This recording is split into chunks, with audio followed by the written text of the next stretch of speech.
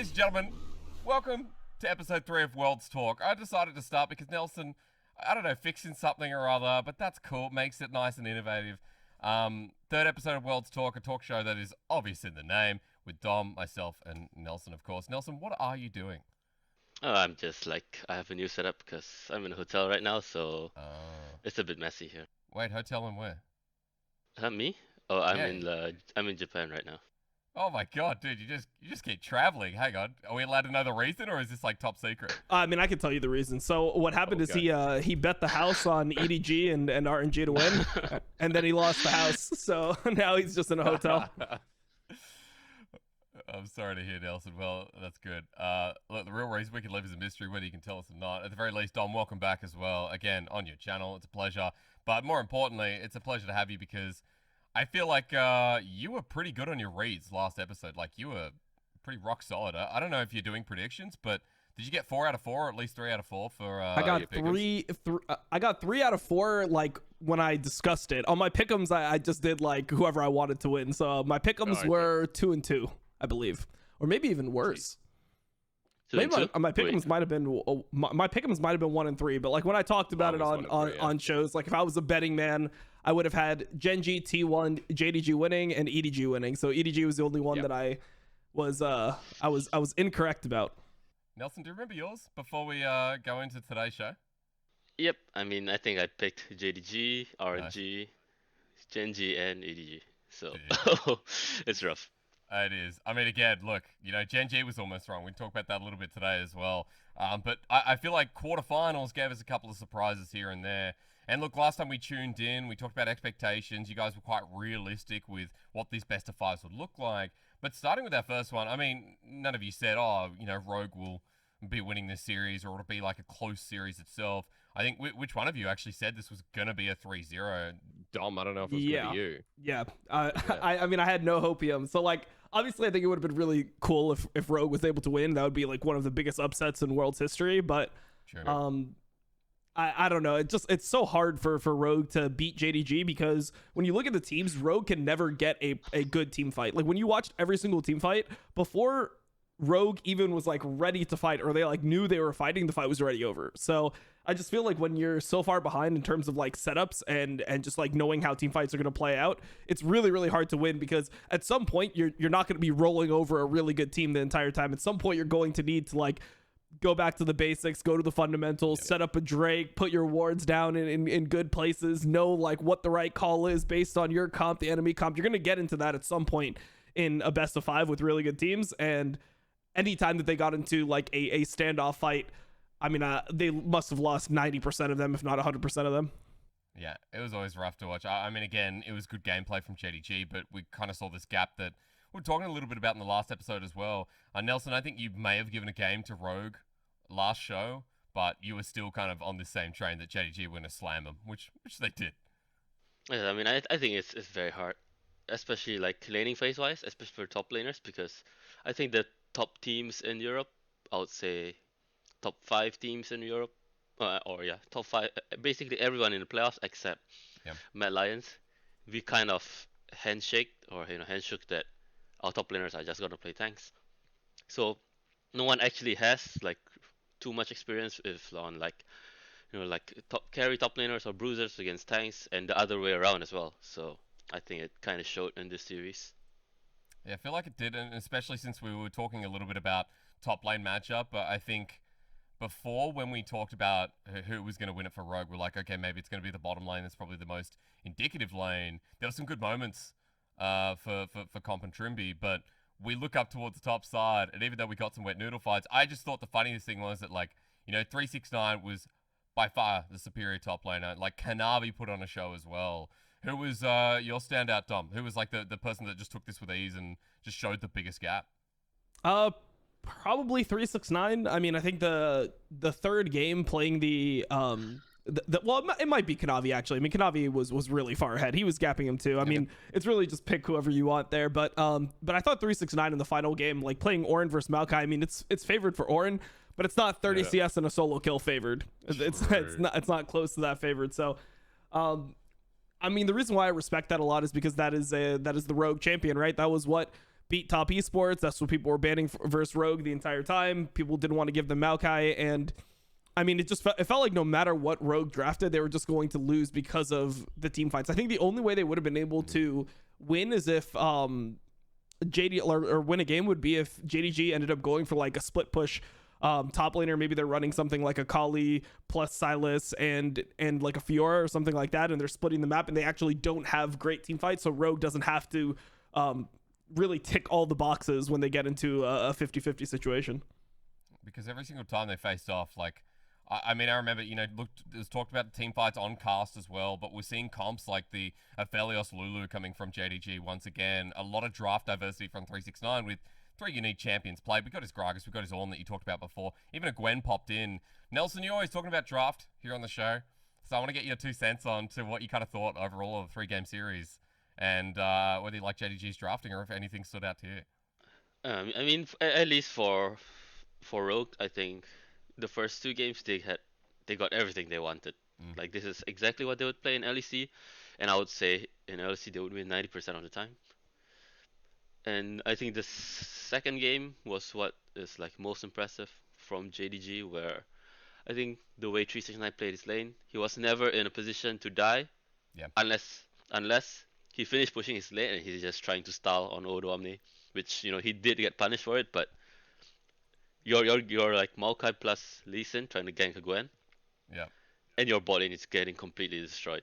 So there's no way either of these champs are gonna carry the game. Yeah, look, it feels like some of those unique picks that, in LPL, like, we have some of the most played champions, but of course we also have 1,000,001 games. But there's so much draft diversity, so many, I guess, nice pivots that JDG showed in this series, but more so, did they really have to pivot that much? That's the thing. There's not much to go through, but JDG and Rogue, it's a 3-0. And I think, JDG showed that they are still one of the strongest teams.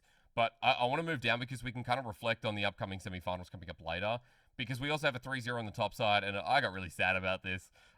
Nelson, I don't know your thoughts, man, but like, I was really high on RNG. You even told me that you put RNG in your prediction. I mean, I did too. I thought this would be a lot closer of a series, but man, T1 are just looking like clean as hell. I mean, I think RNG had like a slightly harder draft to execute, and rightfully they lost in the first game. And the second game, I mean, there should be no way they lose that. But they managed to lose it, and then I think game 3 they just lost their heads.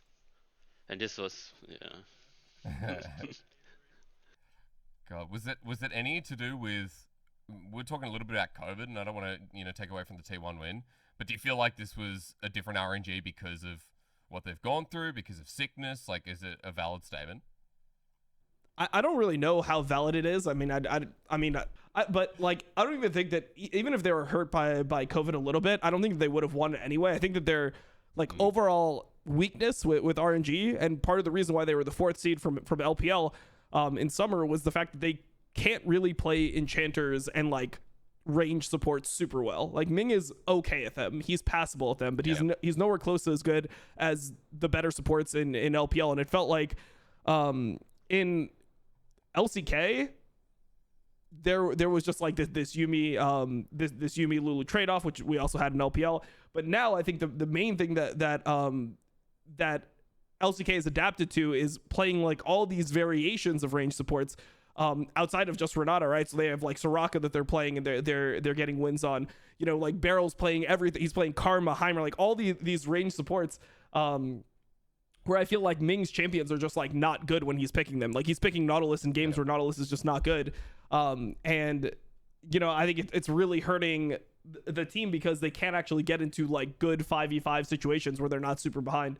So I think that's probably the biggest thing that the biggest takeaway I had was that Ming was not able to find like a specific engage support counter pick to the picks that Keria was picking. And things that I was thinking about were, maybe he'll pull out something like a Rel. If the enemy goes Tom Kench, then he'll go Rel. Or these types of picks. Like, you'd have some engage support that'll be able to match the range supports that Keria was playing, but it felt like he just didn't have an answer the entire series. So I'd say game 1, I think there was pretty big draft gap for T1, which is pretty interesting considering that like generally that was the whole thing with T1 the entire year. And I don't know if it's Bengi coming in, if it's a new coaching staff, but T1's whole vibe the entire year was like they have just terrible drafts. They get a different coach, and now their drafts are a lot better, and their drafts make sense. They're drafting like Graves with a prio lane, and then they're able to just play around this Graves invade, so they're able to play the Graves. And I think one of the biggest things that I think also impacted the series was that RNG was not willing to play Graves on blue side, which was surprising to me considering that Wei played it versus Gen G, but maybe that's just because Peanut's like a weaker jungler than Owner, so maybe he just thinks that he could abuse Peanut more than somebody like Owner. But the fact that they had to ban Graves on blue side, I think that really, really impacted them in the series. Nelson? Yeah, I mean, initially I thought, when I was watching the game live, I thought RNG had, they had chances to win. They had the better draft, but actually, because T1 drafted something very similar to like MSI in the game 1 of MSI, where full prio 5 like 1 million range champs and zero like real engage. But what I realized afterwards was that they have Ashe, so actually RG could not do anything without T1 not knowing about it. And I thought the Ashe pick in game 1 was quite crucial. And I was quite surprised it didn't like appear again in game 2, but yeah, it was a very close game, and I think Ashe helped T1 a lot as well. I wanted to ask, because drafting does seem really important in the series, especially when you talk about RNG. The whole year, I feel like drafts have kind of been at the cornerstone of how this team plays. When we looked at EDG reverse sweeping to take 3rd seed in regionals, like RNG were criticized for their draft because it was about Xiaohu getting priority in mid and moving it across the map. He's on these picks again, like the Akali came through for Xiaohu. We got the Silas in game 3 as well. And I want to ask you, Nelson, starting with you, if some of these drafts were like, away from RNG's identity, and that's kind of the reason it felt like they lost so easily against T1. I mean, I think, especially in like game 2, I think it's kind of fine. I mean, they did have a lead where Wei and Ming were like taking over the map, but they just happened to throw, and even like the 0-6 Jace could come back into the game. Yeah. But I think there are some issues with the draft, especially like bot and top side. I think those were like the main issues. And for myself, I didn't have too big of an issue with Xiaohu's play, especially in the first 2 games, because I think he was outperforming Faker. But game 3, everyone just lost their mind, and everyone except Gala lost their mind, and one of Phyllis is not enough. Yeah. It's weird that you say that. Everyone but Gala lost their mind. I feel like Gala has been someone who has been solid enough, but has also been a little bit riskier. Dom, is there anything about draft the year that, like, from watching the whole year of LPL that stands out? I think for me, like, we've talked a lot about Talia, we've talked about roaming mids like the Lissandra, for example, where Xiaohu can slot in. But it's not Xiaohu's fault. Do we look at other elements of the draft, or more so just within the structure of the players within it, if that makes sense? Well, I think that it's definitely like the fact that the players just don't have massive champion pools. I think that's always been kind of the issue with RNG. Like Wei you saw it versus DFM in the best of 5 they played in play-ins, right? When the shit hit the fan and they were like playing this like these Maokai, these Maokai games and things like that, or they're playing into the Maokai. At some point they're like, dude, we just got to draft Viego. Like that's Wei's champion. Like Wei is like one of the best Viego players in the world. But they're putting themselves in situations that aren't good, right? Like you don't want to be playing into Graves if like with a matchup that can't fight back, also with no prio mid, because that's just miserable. You're just getting invaded every Raptor camp, respawn Raptors, every single red buff you're getting invaded. So I feel like there's some issues there where like if you're playing into Graves first pick, you have to make sure that the Graves can't freely walk in. Like if you're going to be playing something like a Viego, I would have rather seen something maybe like a LeBlanc for Xiaohu. Even if it doesn't have prio, it has the threat where if the Graves walks in, like he has to respect mid leaning because he can get killed by like Viego LeBlanc. So I think that there was some issues there, but I think the biggest issue with draft was just Ming's champion pool. Like you're playing into Ashe, Heimer, and you went Nautilus. Like that's insane. That's so insane to think about. Like I mean, EDG had a much better response where they're like, oh, we'll go Soraka, and we'll we're gonna get pushed in, whatever, but we'll outscale it. When we get into team fights, Soraka is just gonna be completely unleashed. You don't have the ability to kill it, and the Heimer damage won't be that much of an issue. But I think that for RNG, they've always been a limited team. Ming is best on engage supports, and if he doesn't have a good engage support to play, he's probably like a 4th, 5th, maybe even lower support in LPL. I mean, Xiaohu obviously has been really good at Lissandra. It feels like Xiaohu can play everything, but the team doesn't really function that well if he's not on something that has the ability to play make. And then Breathe is just a carry top laner. Like he's just a carry top laner. To me, I don't really mind Breathe's champion pool. I feel like it's good for them. I mean, the Fiora, I think he plays it well enough that it's scary. The Aatrox, I think that Breathe got a really like unfair like treatment by the fans, because if you look at the games, right, like game 1, he's doing fine as the Renekton versus Camille. He can't over pressure because of the fact that his jungle is getting perma invaded. So if he really tries to like gain a massive lead over Camille, he's just gonna die to the graves. Game 2, he has a massive advantage from like the 2v2s. But that's like not an easy lane to play, and I thought he did pretty much as well as he could. And then in game number 3, he has pressure with the Aatrox versus Yone, and then he goes mid, they get a kill, and then his jungler completely griefs. Wei just runs it down, and then he gets cut off going back to top. And when you get behind, it's like Aatrox versus Yone, you're just gonna be screwed. And he was getting dove over and over again. So, I mean, I think the biggest issues were champion pool for support, and then I would say that like, I guess the other part of it would be like Wei's inability to play Graves, I think ended up hurting them in their blue side games. Yeah, which is strange. Again, I feel like we've seen enough of Wei's Graves where comfortability for RNG as a whole should be there. It was sad for me, but also kind of showing the strengths of T1. We can talk about them as we round out the matchup into semis, but going forward, I mean, Gen G versus Damwon Kia, this is the side of the bracket, first of all, that was just the most fun to watch. You know, not all games were clean League of Legends, but damn, it was enjoyable. Nelson, Gen G and Damwon Kia kind of went further than a lot of people thought. I mean, we were even saying like, you know, Gen G looked like favorites. I think you were mentioning that you had some kind of faith in Damwon Kia, did you not? Or am I? I think it was Dom. It was Dom. Okay, we'll hold for Dom. I had hope for Damwon. Mainly for Canyon. For Canyon, yeah. Yeah, mainly for Canyon. It was right. Well placed. Look, all I'm saying is I'm playing against all these guys right now in solo queue. They're all playing on NA server. Champions queue is shut down, so I'm just grinding the game. I'm playing versus these guys all day. Canyon and Kanavi, these are different. Owner too.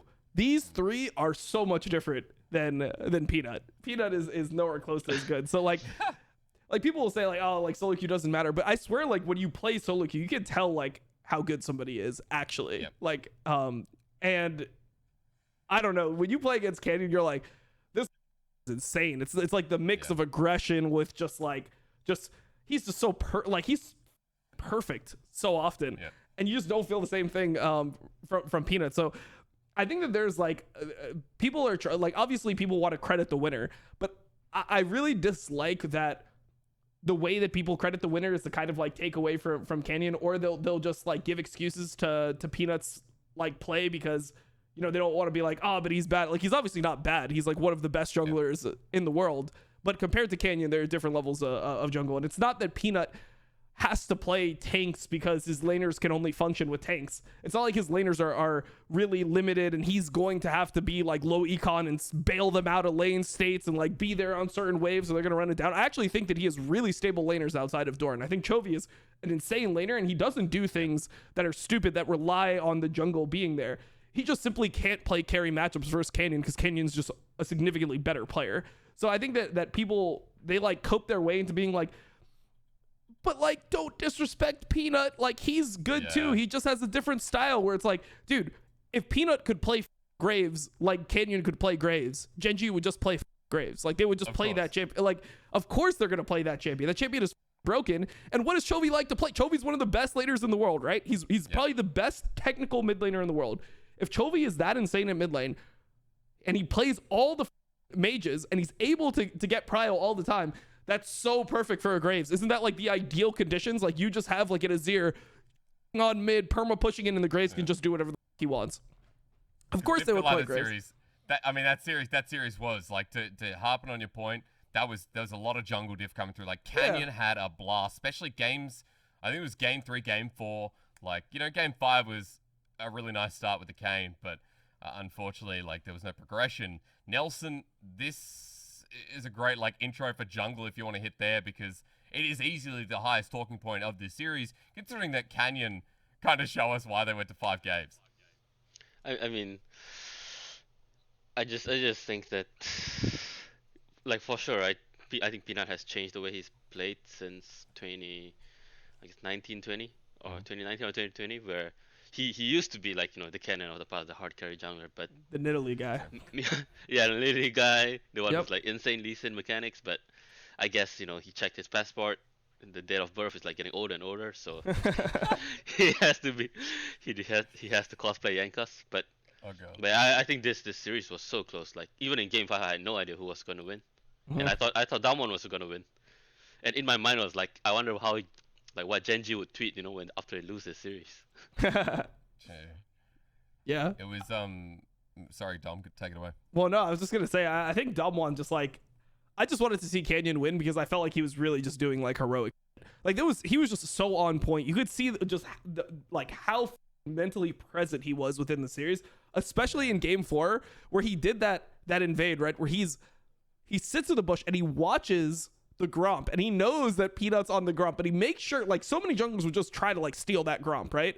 But instead he knows that Peanut can't see him and he can see the Gromp, which means that he knows where Peanut is, and then he camps that or he just like baits Peanut queues over the wall, they kill him, they explode the whole game in game 4. Like, this guy is just on a different level. This guy is a beast. So I mean I think he's the jungle goat. I think Canyon's the jungle goat. He's just been good for so fucking long. Like, not only does he have the peak, right, which I think is really important to a GOAT conversation, you have to be the best in the world at some point, which is clear in 2020.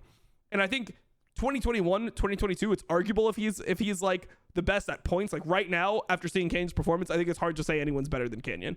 Obviously during the split, he had a relatively bad split, but when it matters the most, he played his best league. He's a beast, and it's just like you don't see a jungler stay that good for that long.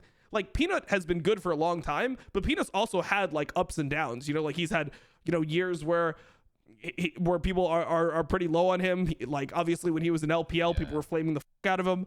I think last year he actually played pretty well in Long Shim, but like this year I think was definitely better than that. It's just like he's been up and down, where I feel like Canyon has just been like a top 5 jungler in the world for 4 years now. That's crazy. I think that's just that's so insane. He has been top 5 in the world except for game 5s. Yep.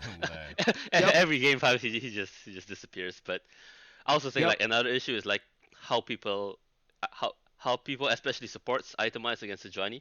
I think it's quite disgusting, where they never buy Crucible to make that champion useless, or they never buy it early. I think unless you're playing like Lucian Nami, otherwise there's no way you shouldn't rush Crucible and just make one champion on enemy side useless, And if they don't do that, and of course Sejuani is like really strong throughout the game.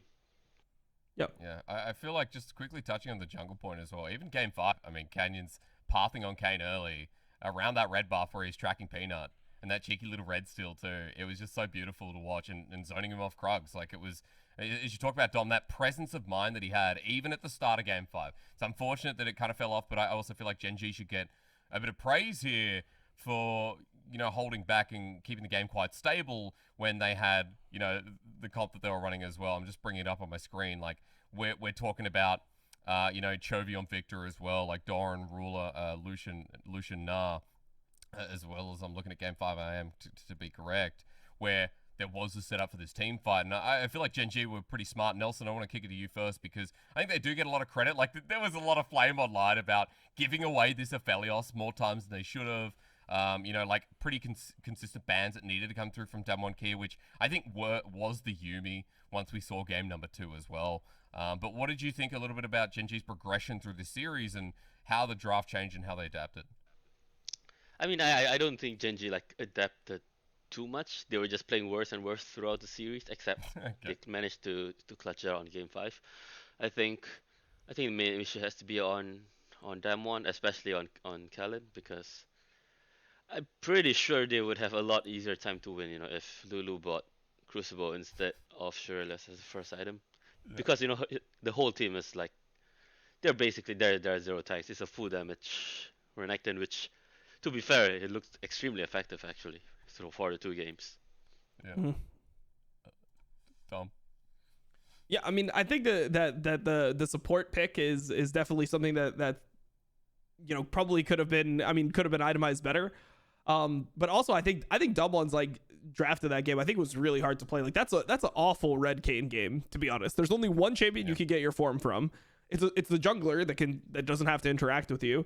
And then like, I mean, Kenyon just did miracles, like hitting a 3-man W on a like, how is that possible? It's a Lucian with a Gale Force. Like, it's just not possible. Like, I mean, this was a very hard game where it just felt like a lot of just like clutch moments came through. But yeah, I mean, at the end, Ruler just was the better AD.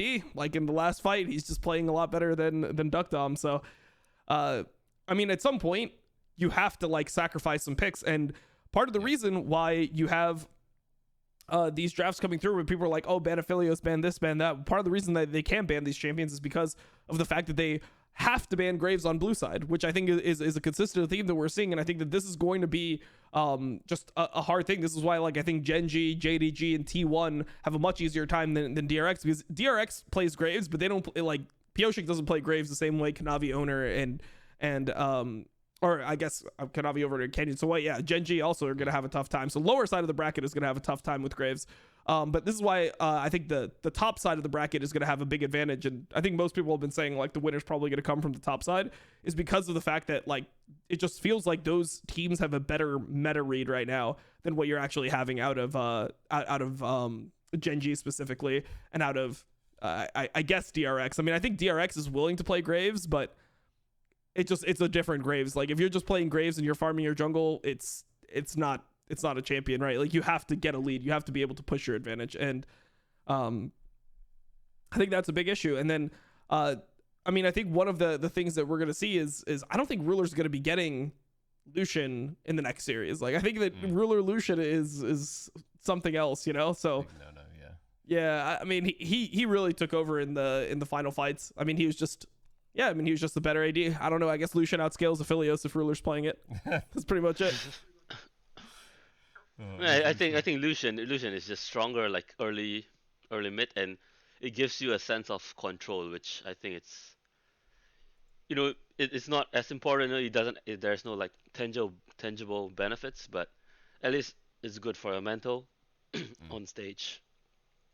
'Cause I think like having this sense of control where you think, or you know, that you're stronger than the enemy with your like short bursts, especially in early and mid game, is very important, especially for pro players on stage. I think it's crucial.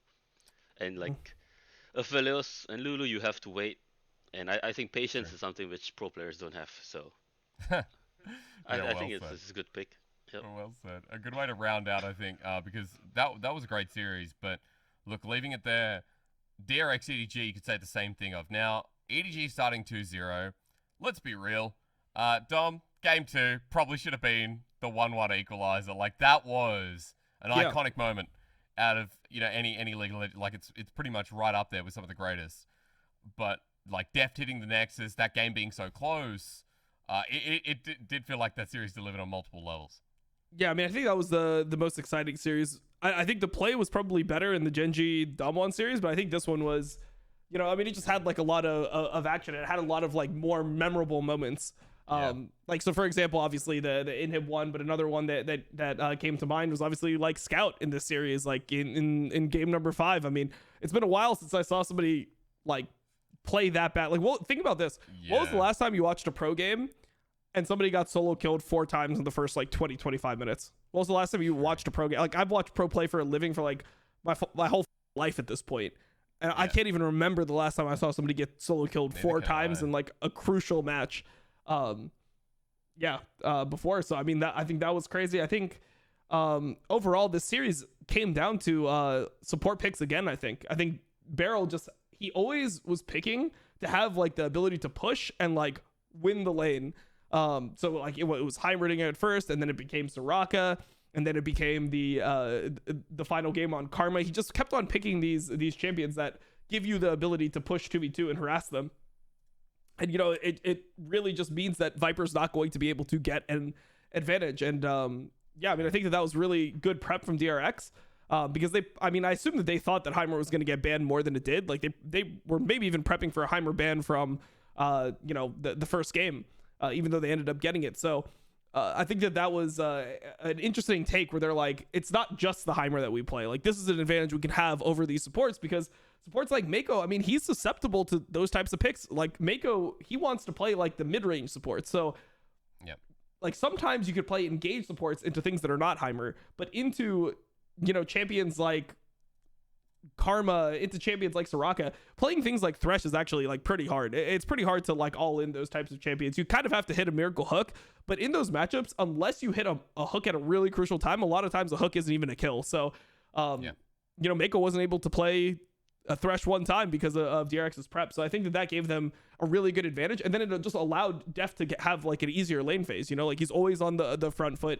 He's always being able to push in. His support's always chunking the enemy support. Viper's having to CS under turret. Like it's just a really good situation for Def, because I think that, you know, Def is the type of guy where he's really stable. If you get him a lead into a team fight, he's not going to int the team fight like almost ever, you know? So bypassing the part of the game that Viper might have an edge in was done with these support picks, and I think that was like really good by DRX. Yeah, well said, Nelson. I mean, I think EDG and, you know, LPL teams in general, at least from the teams which lost I've seen so far, except TS of course, I think they have issues with bot lane picks. I think they don't utilize like the Ashe, the Draven enough. You know, the only Draven user is out in groups, and they don't have the answer for Ashe. Or can abuse like the Draven scenarios, right? Because I think there's a couple of games where EDG definitely could have abused Draven, or they could have chosen to drop their bot lane, especially in Game 5 against DRX, where I think you can drop your bot lane so that you will never get corner, or you will never get double corner picked.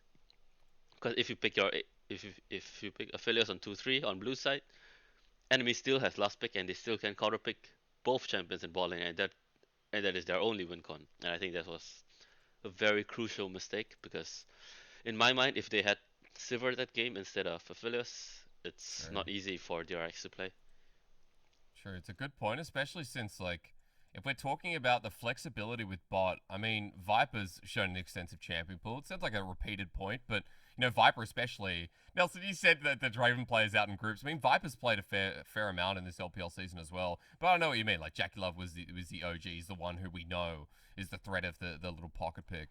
But I was concerned because I was watching, you know, Mako, as you were saying, Dom, you know, was kind of in a corner with what he could play and what we were looking at for support. Then I was also looking at, you know, people like Flandre, especially in the last game, getting all that gold, all that priority. And for Flandre as well, it's like, what did he do with it, right? I had a bit of concerns there. Nelson, I know you're a Flandre stan. You can either defend him or you can go hard.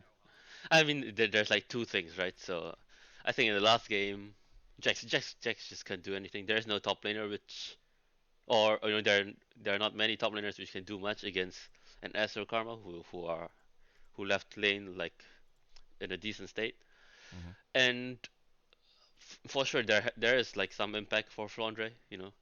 If you've ever seen him play somewhere not on stage, he's just a griefer when he's not on stage. Yep. But on stage, of course, he steps up massively, but I'm pretty sure it made an impact as well, like not being there on stage with his team. Yeah, true. Last question though, I want to just get back around to you, Dom, because you already started it off with how Scout's performance in game number 5 goes. What did you think overall? Because I think Zeka had one hell of a series, especially once he started getting back on melee mid laners. But in the 1v1, was it like a better mid wins? Was that the defining point of the series for you? I think it was definitely the defining part of game 5. I mean, their solo laner was down 4 levels. It was level 16 to level 12 with like 4 solo kill. Like that's just crazy. And I mean, I was thinking about it like I think Zika is just solid. I thought Zika was good for a while. Like last year when he was in LPL, when he played for BLG, I mean, I think he was part of the reason why that team was able to make it to like top 6 in the standings going into summer playoffs. Sure. So, he's always been solid. I remember him a lot on set, which was like kind of the melee mid back then, and then now you have Silas and Akali, which he's really stable on. I think that like. I mean, I don't think Zika did anything wrong. I think the second solo kill is probably the most impressive. I think the first solo kill, like Scout flashed into turret thinking that he had energy for Q and he didn't. So Zika capitalized on that well. But I mean, it's hard, right? Because like players are playing on stage. No one's playing perfectly. Everyone is probably choking out of their minds and like super pressured. So it's hard to like assess one of those things, because if you want to go like strictly like by the book league, Scout Eing the W there when Zika goes in, like that's going to win him Zika's flash, which is then going to be able to set up a potential Sejuani gank. But then because Zika actually ended up like getting minor outplayed there, it gave Scout it made Scout think he had lethal, and then he flashes into the turret and he doesn't have Q, and then Zika gets ahead off of it. So it's really hard to assess these types of situations, because if you say anything like, you know, like if you say that Scout misplayed, it's almost like people view it as you're taking away credit from Zika. But like, yeah, I mean, it's just when you're in a game 5 like that, like somebody's gotta, you know, I mean, some players are just gonna play better, and it seemed like Zika just played better over the course of it. I mean, he really gapped him in, like, I mean, some of the top lane situation, like the one where Scout had no ult and he was just like trying to cancel the recall and he died. Like I was like this might be the worst game I've ever seen Scout play, and I've watched Scout play a lot of games. But when I was watching that, I'm like, I don't think I've ever seen him play worse than this, because when I think of EDG, the 3 players that were flippy the entire year were Mako, JJ, and Flandre, right? Yep. And then when you then think about like Scout and Viper, those were the guys that were always stable. Those were the guys that were getting grief by everyone all year round. So, you know, maybe Scout just had enough. He was like, you Flandre, I've seen one too many scrims where you ain't. I'm not playing another week of scrims with you. Like, you're not here on stage. You can't stop me. I'm running it down. And then he just sprinted it on him. I mean, for viewers who don't actually watch too much of LPL, I think I'll say DRX is like a super version of Mad Lions, where they're not the best players, and their champion pool is limited, especially for mid. But I think they know how to activate their bot lane, which is what Mad Lions, you know, is good at regionally. And of course, you know, like with Deft, I mean, it looks like it's only him and Jackalef for now who are willing to pull a Draven blind. I think it is an important weapon later on in the semis. True. Yeah. We can run into that, because I know we've been talking a lot about quarters. It's a good way to round it up. I mean, a game 5 hurts, again, as an EDG fan who locked that in. However, we do have our semis locked in, and on top side, we can kick that off first. JDG and T1. We talked a little bit about them, you know, stomping over their opponents. I think draft was mentioned less so here than what we talked about with Genji, Dunmonkia, and DRX EDG, respectively. But Nelson, I want you to start me off, because I feel like this is going to be pretty important. Maybe junglers. Do you think that's the most important role, or am I missing? Oh, well, look, everyone's got the narrative storyline of top lane, which is also classy, but we also know that we can, you know, get tanks out of 369, and it might not always be. Dom, I guess you can do it while Nelson's having a chat too. Yeah, I mean, for JDG versus T1, I mean, I think jungle is, I mean, I think both players are really good. Both teams have like probably the 2 best junglers that are left in the tournament, right? So when you look at this, I mean, I think Zeus is a better carry top laner than 369, but I think 369 is just a better team fighter if he's on his tanks. So I think Zeus might have like a laning advantage. But as long as 369 is able to, like, you know, get out of the lane and he gets the team fights that it's just like relatively close, I think he's going to perform well. I think the biggest issue for JDG in this series is going to be bot lane, because I think Gumayusi is like finally kind of looking like spring again. But I mean, the main thing is that like Gumayusi doesn't have these big int moments. Like, I mean, when you're watching LCK this split, how many times did you see him just like playing Zeri, just like wall riding into the whole enemy team and instantly die? Like, he was just like, I mean, he just was the type of AD carry. I mean, he was like Jackalef, you know, he was really good at certain aspects, and his laning was good, and then he was just unreliable compared to other ADs. Like, that's why people rated Deft and Ruler as the best 2 AD carries coming out of that region, was because they were just so much more reliable with gold. And especially in the metas that we were watching, which were like Sivir, Zeri metas, where you had these enchanters, your AD carry definitely needed to be like really stable. So yeah, I mean, I think that T1, I think their bot lane is probably their biggest strength right now, or their biggest advantage in the series. And the question is going to be like, is Gumayusi able to keep his leads and play the way that he's that he's played so far in this tournament? Because I feel like Hope and Missing, you know, like they've been having random 2v2 deaths. Like, there's some games where even though JDG's been winning a lot of the games where they're playing bad, like when you get 2v2 killed and you're down like 30 CS, you should probably just lose the game off that. So I think at some point the JDG magic of like, we're just going to team fight our way out of it every time, down 7k, 8k, whatever. Like, I think at some point that's gonna run out. So Hope and Missing are going to need to step up, or bot lane could be a huge issue. Yeah, because that's what I was expecting. I mean, Hope and Missing coming into the tournament were pretty hyped up because JDG were kind of the perfect piece where, yeah, they've had a lot of comebacks, but Hope and Missing have been underperforming to my expectations, a lot of expectations of people across the world. It's a concern if you're a JDG fan, but Nelson, how long have you got before the police pick you up? Can you talk to us a little bit about jungle matchup or maybe bot side before the phone rang? Oh no, it's fine. I bribed the police. But My bad. yeah. But I mean, Huh? I think the crucial part would be bot lane. Yeah, I agree with everyone else as well. Because I think Hope and Missing, they have been playing better and better throughout the tournament, but Also true. I think their level is not up to standard of what I expect from LPL bot lane. Yeah. However, I do think there is like a chink in the armor for top lane for Zeus because yes, I think he is the best 1v1 top laner, but he's also a little bit, I would say a little bit like naive in terms of expecting ganks. And that has been a way where, they crumbled in game 2 against RNG and at MSI as well, where he keeps falling for the repeat ganks where, the jungle ganks him once, he escaped it and they come again, either through lane or a different angle, and he would just take the L, he would just take the death, and it could be something which Kanavi exploits, and I think it depends on the homework which JDG did. They can take over games that way as well. I wanted to ask you both about Yagao versus Faker in this one as well. An important matchup for me because I don't think I would have really ever compared the two, considering that Yagao is always like on the back foot in any JDG matchup. But Yagao still has been playing well, has had a great year. There has been moments, but still, by far his best year or best split, I should say, leading into Worlds. Dom, your thoughts on the 1v1 or at least what you expect out of Yagao versus Faker? It's interesting. I don't know what T1's prios are. I mean, one thing that Yagao played really well on in the match versus Dom was the Azir. And I don't know if Faker is actually willing to play the Azir. It seems like maybe he prefers like the Victor, or maybe he wants to just like leave up Azir and then play Akali into it. It seems like these are the things that Faker like actually wants to do. So I wonder if that's going to be a matchup. I mean, if it's just people playing Akali and Silas, like, I mean, I personally think Yagao is really solid on those picks.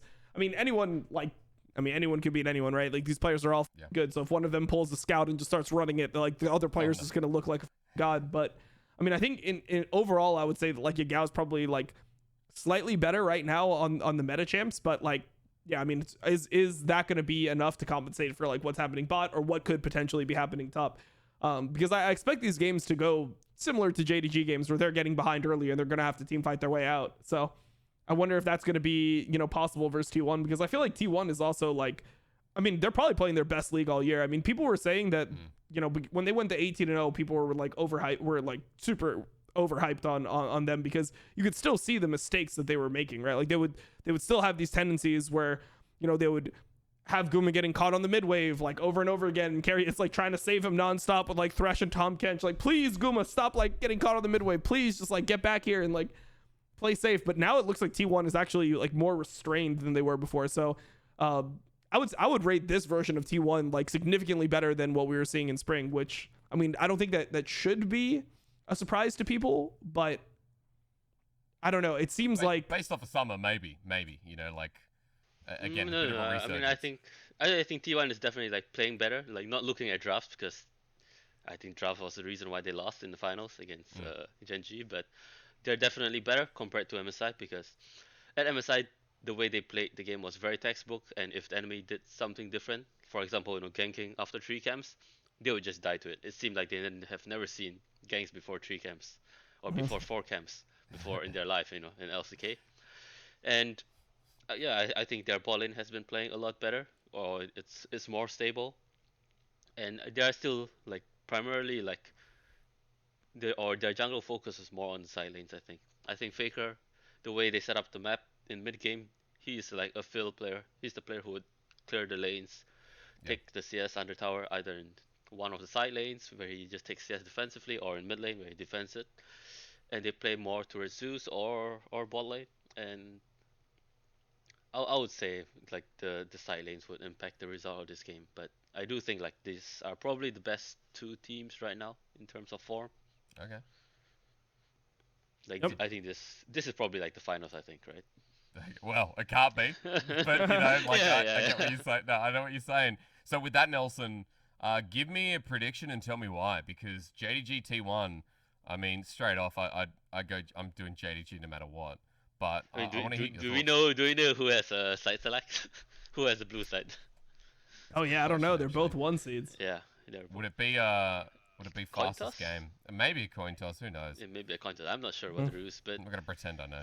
But yeah, I would say JDG. I think they have enough champions to answer like red side drafts, right. especially on jungler, because I think like there are junglers who are as good as Kanavi, but no one plays like. True. What? But you gotta give me a little bit more. Like, give me a scoreline like- and tell me reason why. Outside of just draft, because I think draft is an interesting one, as I've said about five times. But defining role would also be nice that you think could take over the game. Would it just be Kanavi then, Nelson? Yeah, I think it would be the jungle role. Defining. Because- Okay. Yeah, for sure. I think it's jungle because I think like jungle play in LPL is definitely like more dynamic compared to in Korea, and True. it's not easy to adapt or it's easy to like forget. Okay. So 3-1, 3-0. What do you think? I would say it's a 3-2. I think these are the Close. two best teams. Okay. 5-game series. That'd be nice. Dom, over to you. Yeah, I got the same thing. I mean, I had JDG as my world's winners before the tournament. That's I right. had them in tier 1 with Genji second and top third, top bombed out in groups.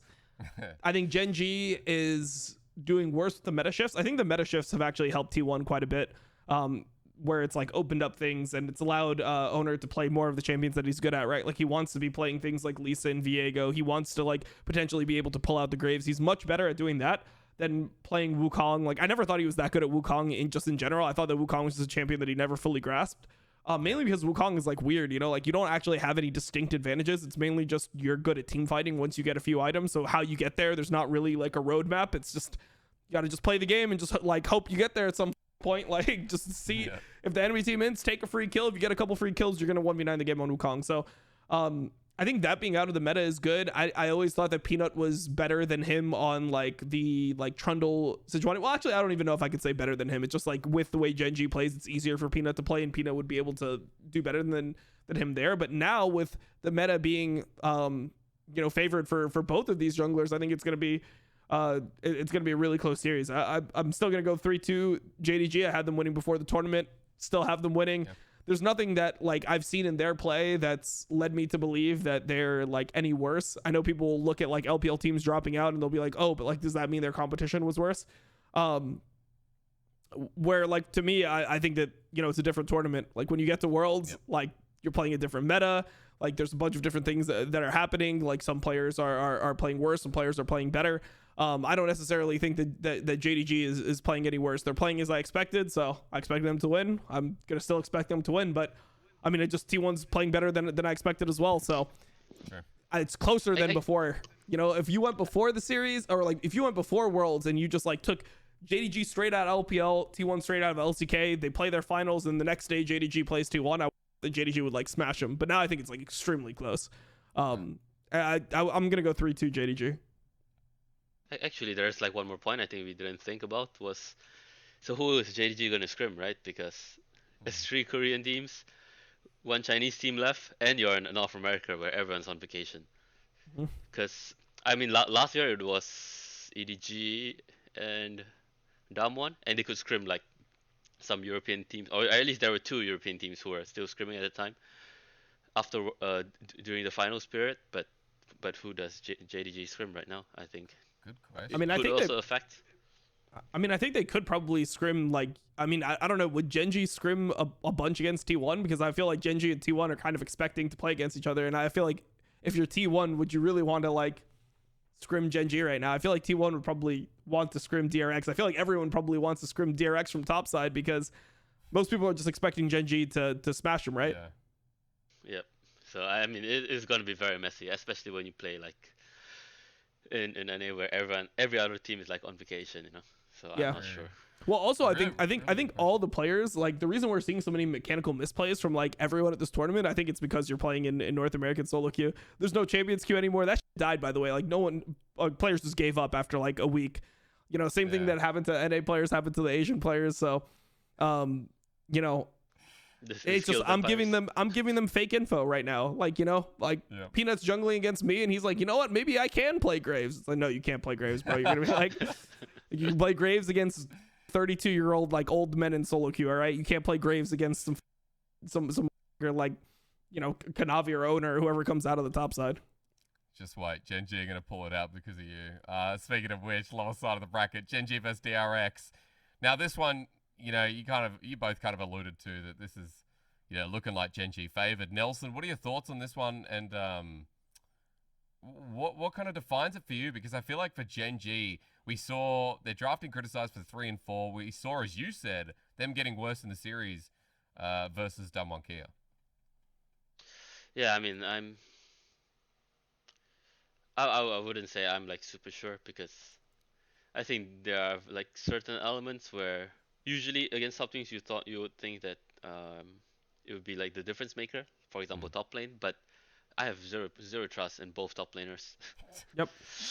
Nice, good stuff. zero trust in both top laners. I mean, if I had to say, it would probably be, I mean, even the support, they all have their own pocket picks, you know, they are like so similar in terms of like support. I would say I would give it to like, who was it? I would give it to Gen G. I think Peanut would definitely know very well how to play against a jungle which is like not as oppressive, and if Pyoshik isn't like in his jungle or in his face throughout the whole game, I think it's fine, because Pyoshik is not as good on Graves, Kindred, and while he's good on Kindred, it's not as oppressive of a champion. Yeah. What's your scoreline, Nelson? I'll say here 3-1 for Gen G. Yeah, right. And give me, just before we go over to Dom, give me a clearer fact. You talk about Peanut being able to have access, and you've already shown your colors on top lane. Like, bot, I think, is an interesting matchup, considering how we've seen Def play, you know, maybe AD versus AD. I think mid's interesting because with the contrast of what we've seen out of Zeka, like, he has been an aggressive mid laner. He has been someone who's taken a lot of risks. We just talked about Chovy being someone who doesn't really make mistakes. He's quite concrete as a player, and he's been consistent. So, in terms of the mid lane matchup, Nelson, does that take you somewhere, or at least change your opinion at all? Yeah, because I believe Chovy is also a player which can play everything. He's like, he can play every champ, and I think they are probably the only team who have a good enough mid laner in terms of lane phase and champion pool where they can ban out Zeka, and just like push the priority of mid lane down to like 4-5, and there are like no champions left. I think that's possible for Gen G, and I'm not sure if other teams can do that. Okay, well, Gen G, a 3-1. Dom, over to you. Your thoughts on this? I know that you were looking pretty favorably, you know, at Gen G from the beginning as well. As you just said, they were second in your tier list. What do you think about the matchup itself, and what is the most important part of it? I mean, so this is a matchup that we've seen a bunch of times in LCK, and currently it's like 8-0 for Gen G. Like, it looks like DRX just can't beat them. Obviously, DRX looks like they've leveled up a little bit, and I think Gen G is not playing as well as they were before. But I don't think that they'll be able to pull out the same like just consistent picks. I think Gen G will have a better like strategy around support picks to not get like every single time, and I believe like Lehens will be able to find answers. And I mean, I'm with Nelson. I think that you can just do the strategy of just ban Sylas, ban Akali, let Zeka play whatever he wants. He wants to play Azir, whatever. Okay. Zeka Azir, it's no problem for Chovy. Chovy plays Victor. Chovy plays Azir himself, whatever. And Chovy, and like they'll just be able to, you know, just really control DRX, because the thing about DRX is like, even in the series, their dragon setups aren't the best, right? Like they're not as good on those as Gen G. So it just feels like it's gonna be really hard for DRX to you know, get angles. I mean, we'll see. I mean, I think it would be hype if DRX wins somehow, but I don't know. I think that Gen G are just technically such a better team. I mean, it's really crazy to if you told me 2 months ago, just think about DRX even being here. It's insane, right? Like, no one thought DRX was going to be here. People thought Sandbox was going to be here over them. Sandbox 3-1 them in quarters. Sandbox like played them in Gauntlet and they lost. Like, no one knew what to expect of DRX. DRX had a bunch of flaws. So maybe DRX is just better now, but I feel like Gen G should be able to solve the issue, which is essentially Barrow's going to play a bunch of these weird picks.